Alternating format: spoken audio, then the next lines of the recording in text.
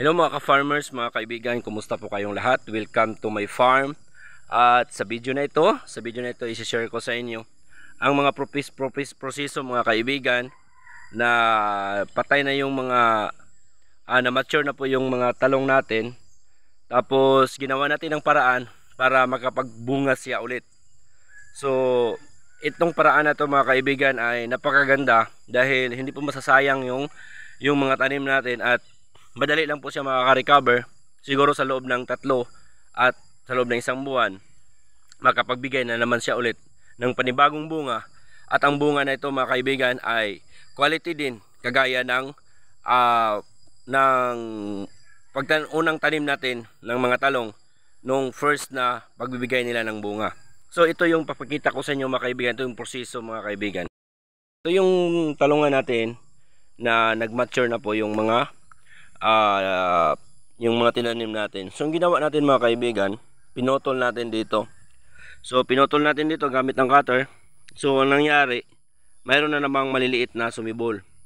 So ang ginawa natin, nung pinotol natin ito, nilagyan natin ng fertilizer. So pagkatapos ng 1 linggo, so ito na yung mga bagong sumibol. So sa dami nito mga kaibigan, ganun pa din yung ginawa natin, kagaya ng pag-prune. Tanggalin natin yung mga maliliit na mga sanga na sumibol. Tanggalin natin, iwanan natin yung dalawang malalaki. Tapos tanggalin natin ito, tanggalan natin. Bakit ba tinanggal natin ito mga kaibigan? Dahil para yung mga nutrients na sanay para dito, hindi na mapunta dito at mapunta dito sa dalawang branches na ito at makapagbigay siya ng mas magandang bunga. Gagaya ng principle ng pruning. So ito mga kaibigan, tingnan nyo. So makikita natin, ito yung pinakamalaki. So pangalawa ito.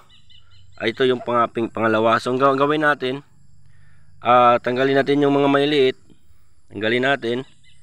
So magtira lang tayo ng 2 para malaki yung mga branches nila, makapagbigay sila ng magandang bunga. So ito din, so makita natin. So yan, saka ito. So sa loob ng isa't kalahating buwan, magbigay na po ito ng bunga mga kaibigan. So 3 yung tinira natin. So dito pa, tirahan natin to ng 3. So ito, galin natin ito pa 3. Yan. So tingnan nyo mga kaibigan, ito yung bagong sibol. Yan, maganda, parang talaga, parang bagong tanim talaga natin.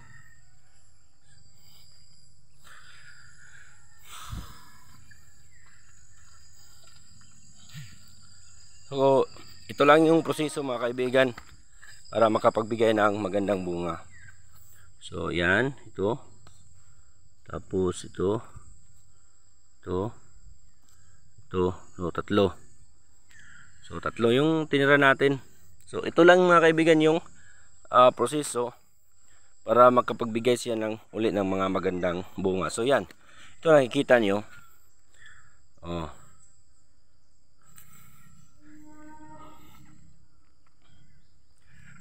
So, ito yung mga ants, amigas mga kaibigan, migas langgam to sa Tagalog. So mamaya titirahin na natin to ng medisina para sa mga langgam, para mamatay ito. Ito'y nakakasira din sa mga alaga natin, sa mga halaman natin. So maraming salamat mga kaibigan. Sana in this video na mayroon kayong natutunan na pag-pruning ng talong para makapagbigay siya ulit ng magandang bunga. So ito yung mga okra natin na mga tinanim. So malaki na sila mga kaibigan. So nasa 2 buwan na po ito, 1 kalahating buwan. Okay, so maraming salamat at shalom po.